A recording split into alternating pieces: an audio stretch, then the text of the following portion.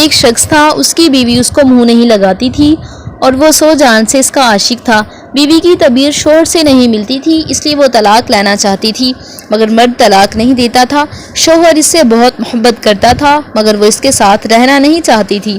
ایک دن دونوں میاں بیوی بیٹھے ہوئے بات چیت کر رہے تھے۔ بیوی کچھ کہہ رہی تھی، مرد نے بھی کوئی جملہ کہا، بس وہ چپ ہو کر بیٹھ گئی۔ مرد نے غصے سے کہہ دیا کہ اگر تو صبح صادق سے پہلے نہ بولی تو تجھ پر طلاق ہے۔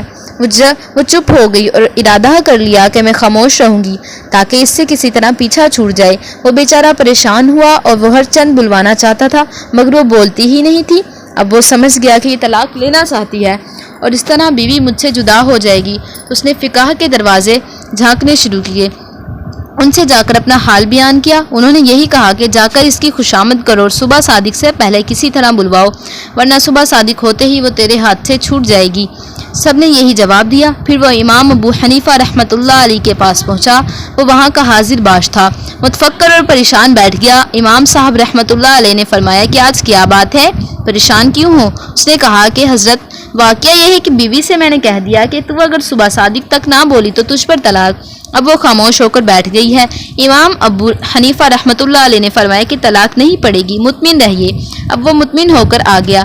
فقہ نے امام صاحب رحمۃ اللہ علیہ پر تان شروع کیا کہ ابو حنیفہ رحمۃ اللہ علیہ حرام کو حلال بتانا چاہتے ہیں، ایک مصری حکم ہے، اس کو کہہ دیا ہے کہ طلاق نہیں پڑے گی۔